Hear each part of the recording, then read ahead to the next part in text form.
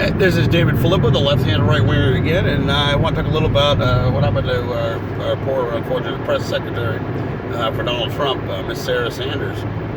Sarah Sanders Huckabee. Sarah Huckabee Sanders, I'm trying to think of order. But anyway, I guess she was kicked out of the Red Hen restaurant with her children and her husband and family because she works for Donald Trump.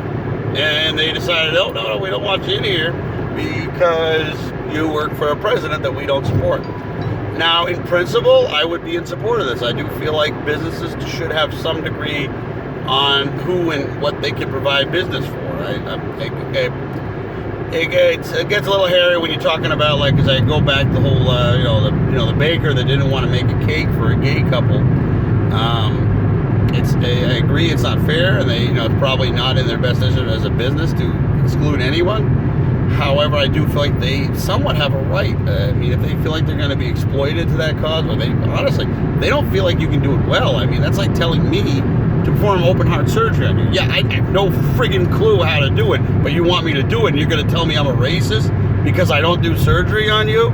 No, it doesn't add up. It doesn't add up. I'm not qualified in that area. And I would think a religious person would not be qualified to support or creating something for gay marriage or gay or a gay couple in general. It's kind of like the same idea too, though.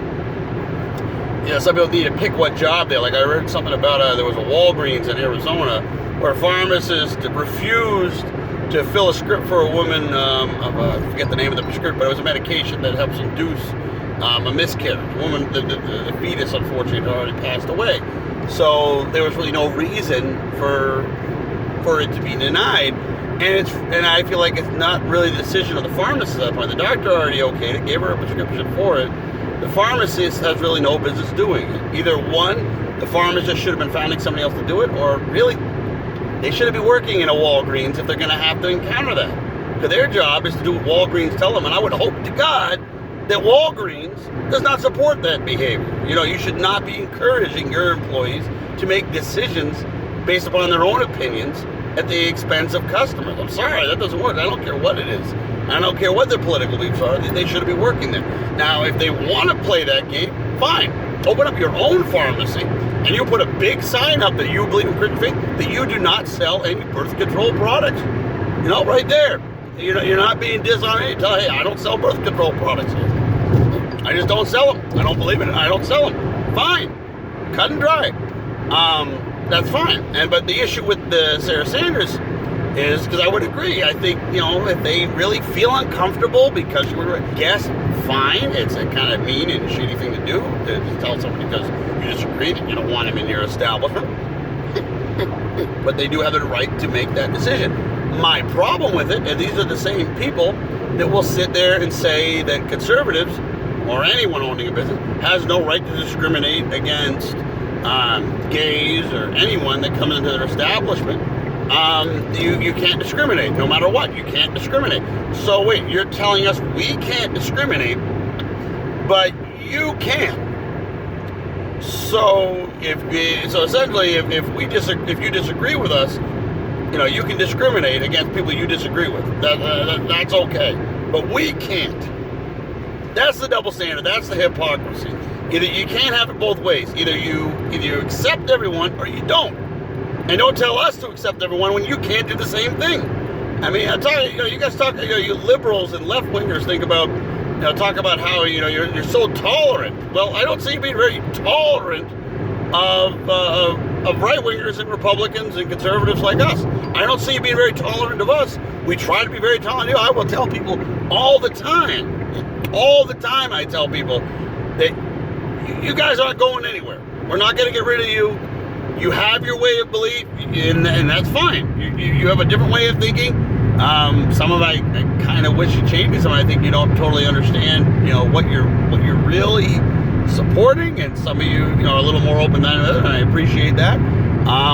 But there's others I think that you're on the wrong path. I really wish you weren't going down it, but for you to stand there and tell us that we can do one thing, but you can do something different, it's not fair. It's not fair. It's not right. It's hypocritical. And I just wish we could find a better way to get along. And we're not, because you guys, like I said, I recognize you guys aren't going anywhere. We're not going anywhere. So we need to find a way to get along. I think the problem is that we're really, really upset. I mean, I don't think you guys realize this. A lot of you won't admit it. You guys are just as upset with Donald Trump as we were with Barack Obama for the last 8 years. And I got a gut feeling Trump is going to be reelected in 2020. I don't see any reason why he won't be. He does have some of his problems, I'll admit. The things I'm not as happy about, but he's done a good job in a lot of other areas. Economy's turning around, stock prices are up, unemployment is an all-time low. At least this year, I'm curious to see what happens next year. My tax return was pretty damn good. Now, you can't throw the guy down too far. But hey, we're not going anywhere. You're not going anywhere. We need to find a way to get along, get together, and I think the problem is that both sides of the aisle, we tend to take the extreme side of things, which is the problem. Because the real people that need help, I'm sorry, that we do way too much to help the poor, and arguably, I'll admit, there's probably way too much to kind of benefit the rich. And I will say I lean on the side. Sometimes I think helping the rich helps the middleman a little bit more because they create jobs. They create more opportunities for us to get more money if we're working. I don't think handing everything down to the poor necessarily helps the middle class because you're telling us that, we have to stop making money so we get those benefits.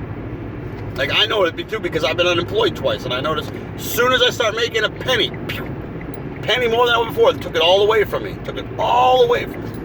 So it's not really helping anybody if you limit it to that pool of people, and you're saying, once you make a penny more than what you're making before, sorry, we're taking it away.